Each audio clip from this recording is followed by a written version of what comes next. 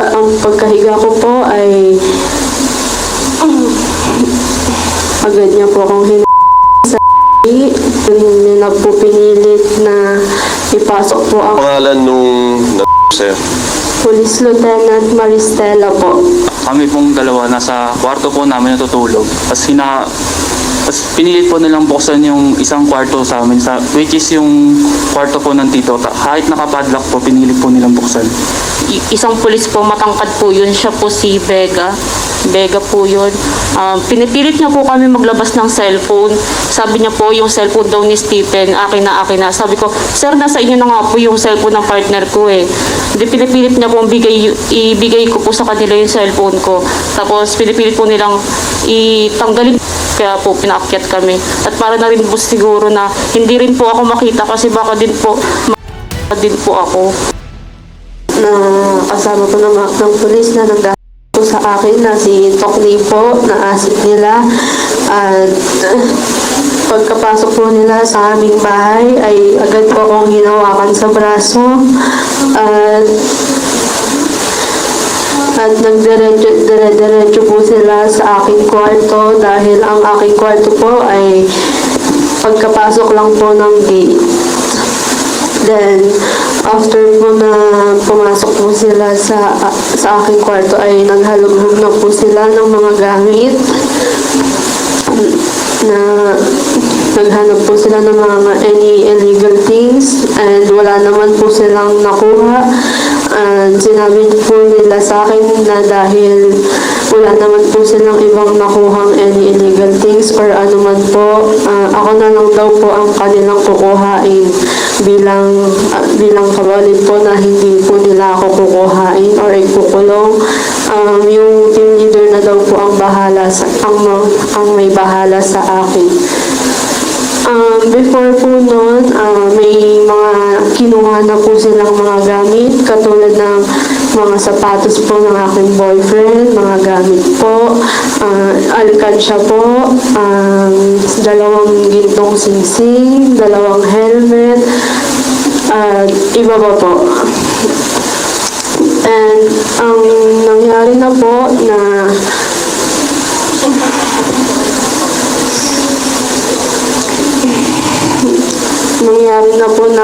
sinabi na po ng team leader na siya na daw po ang bahala sa akin.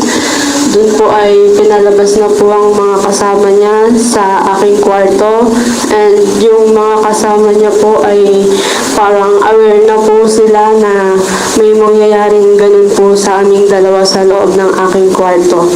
Doon po sa loob, pagtapos po nilang lumabas ng kwarto ay agad naman po niya akong pinasarado, pinalak ang aking pinto at doon naman po ay agad po siyang naghubad at pinipilit niya po akong isubo ko daw po ang kanyang ari at doon din po ay agad niya po akong pinahubad at binahiga. Doon ang pagkahiga ko po ay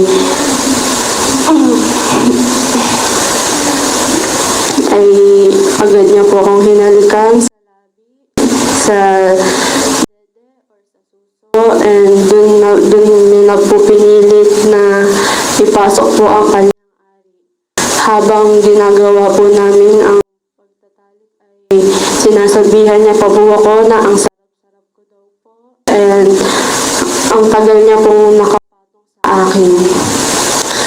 Pagkatapos po niyang ay hinatok niya po ang kanyang sperm sa aking loob at agad niya po akong pinagpunas ng wipes at pinagsuot na po ako ulit ng aking damit.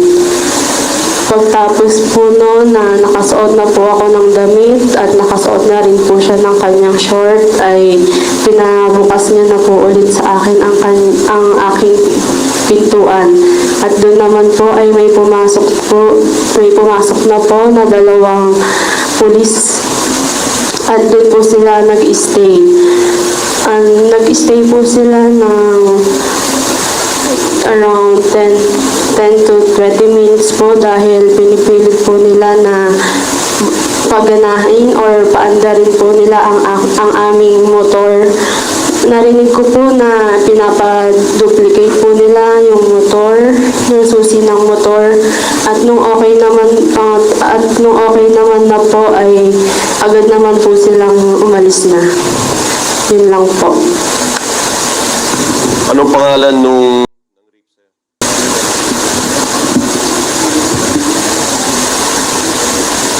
Police Lieutenant Maristela po. Anong buong pangalan nung Police Lieutenant Maristela?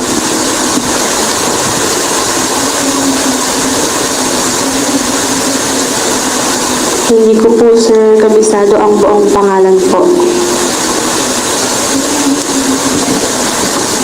Balita ko, sabi mo sa akin kanina, kinuhanan ka ng cellphone.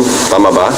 Yes po, and ang sabi po ni Police Lieutenant Sir Maristela ay kung gusto ko daw pong makuha ang aking cellphone ay magkita na lang daw po ulit kami.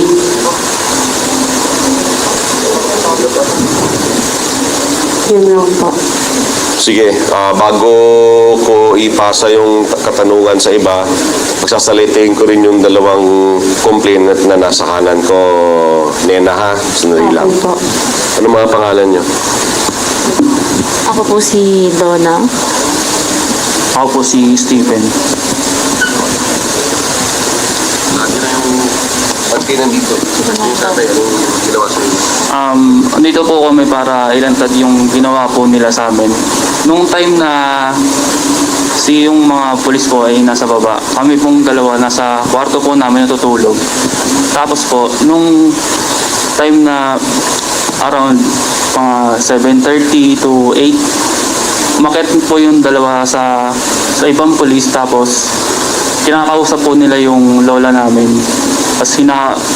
Tapos pinilit po nilang buksan yung isang kwarto sa amin, which is yung kwarto po ng tito. Kahit nakapadlock po, pinilit po nilang buksan. Tapos po, nung time na bumaba na po yung dalawa, pinatawag po nila ako para kausapin sa baba. Tapos doon na po, pagbaba ko po, binatok-batukan po ako, tinulak. Tapos pinagbantaan po na bubugugin daw po ako sa loob ng kwarto. Tapos ikukulong din daw po kasi yung pakay nila na hindi ko po malaman kung ano, hindi po nila nakuha. Parang ang kapalit ko ako na rin daw po yung kukulong, pati yung pinsan ko po. Base po sa na-witness ko, nung umaga na yon around 7 to 8 po, nauna po kasi ako nagising nun sa kanya. Tapos kasama ko po yung anak ko. Di kapag nagigising po yung anak ko, nagigising na din po ako kasi nga po maaga yun. Tulog din po yung lola niya, yun po yung na-expect ko. Tapos sabi ko sa anak ko, huwag ka maingay. Kasi kutub ko po parang iba na po kasi ang dilim po ng taas namin. Kasi na-expect ko po bakit ang tagal pong mag-open ng bintana ni nanay. Tapos yun nga po, pagsilip ko po, may dalawang lalaking malaki po yun matangkad po siya. May mga dalang po sila, baril.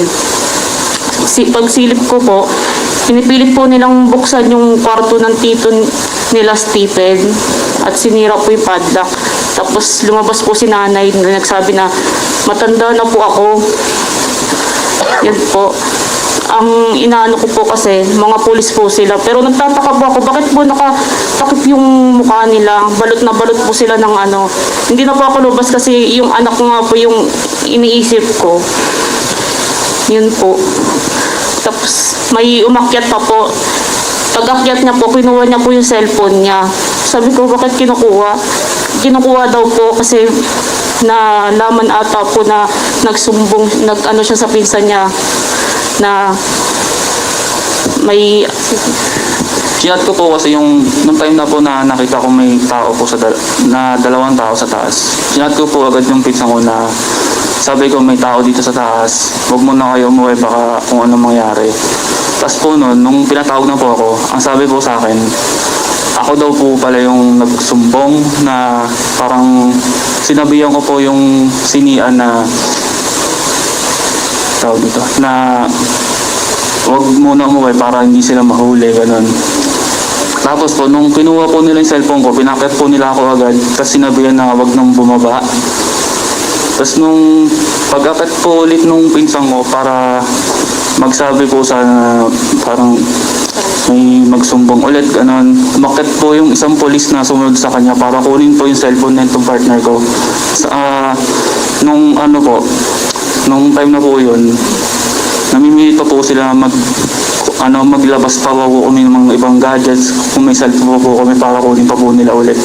Tapos nung sinabi po nila na huwag na kami bumaba, hindi na po kami bumaba hanggang sa pag-alis po nila. Yun nga po, umakyat po yung isang pulis po, matangkad po yun, siya po si Vega.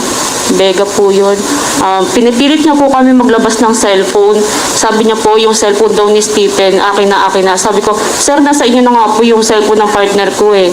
Hindi, pinipilit niya po ibigay ko po sa kanila yung cellphone ko. Tapos pinipilit po nilang itanggalin po yung password. Tapos bumaba po sila. Kinakabahan na po ako kasi nga yung pinsan niya, sabi ko, baka may ibang gawin. Di bumaba po kami. Tapos may nagsabi po doon ng isang pulis na umakyat kayo doon. Yun po. Para siguro po hindi po namin makita yung mga nangyayari sa baba. Kaya po pinaakyat kami. At para na rin po siguro na hindi rin po ako makita kasi baka din po maghahasa din po ako. Yun lang po. Maraming salamat sa inyo sa katapangan nyo. Nena, maraming salamat sa katapangan mo. Siguro, bukod dun sa pag-condemn dun sa ginawa nung 14 na pulis na ito, we are also commending yung actions din ng kapulisan natin sa kanilang mabilis na aksyon. Kasama natin ngayon dito si Police Lieutenant Colonel Alexi A. Disamito, Chief of Police ng Bacoor, Cavite.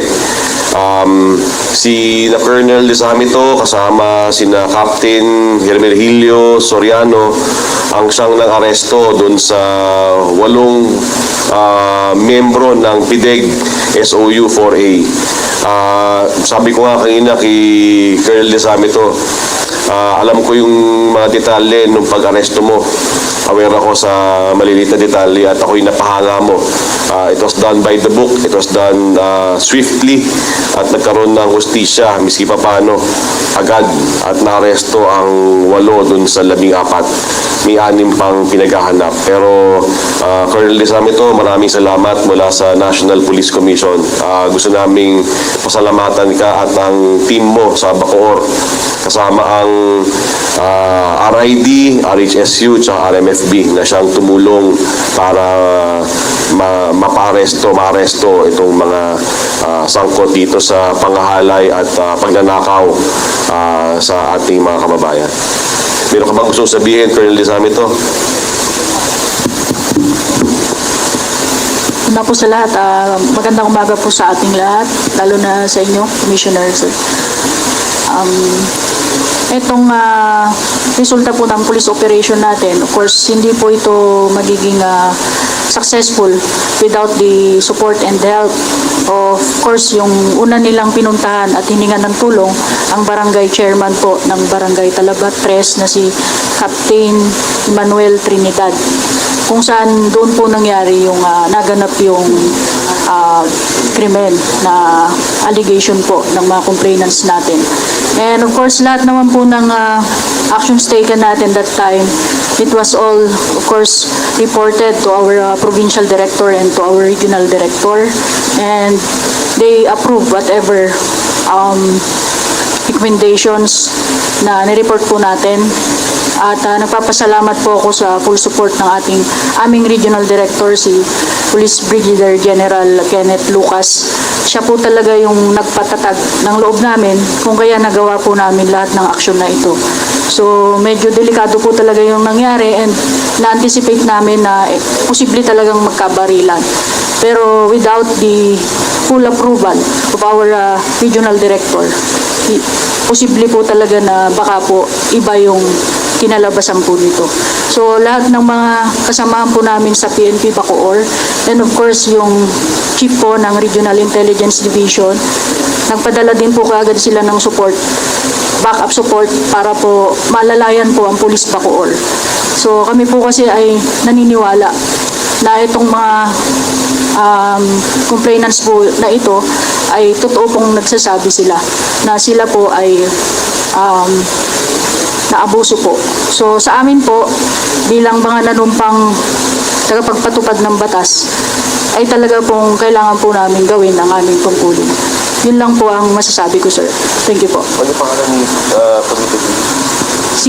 Ang provincial director po namin, si Police Colonel Ariel Red, na very full support din po ang binigay niya sa amin, and yun, galit din po yun sa sa Tiwali.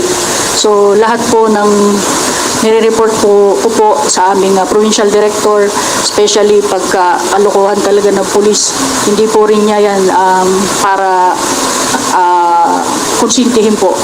And very direct ang instruction niya sa akin na talagang galit na galit siya at kailangan po talaga ay maibigay ang karapatang kung ano yung deserve ng police, yung mga nagpe-perform and yung mga nalilis ng landas, kailangan po ay yun po ang programa talaga na direktiba rin ng aming provincial director. Kaya nagpapasalamat po ako sa aming PD, sir.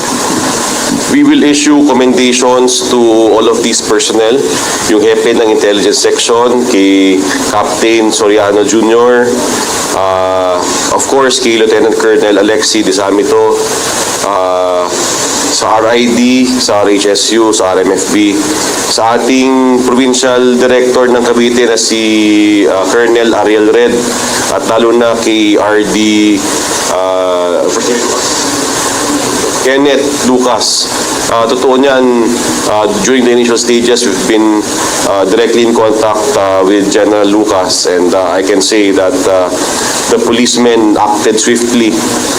I commend them. The National Police Commission will issue commendations to them. In the same way, we are going hard against these rogue cops. We also thank our policemen for doing excellent and quick action.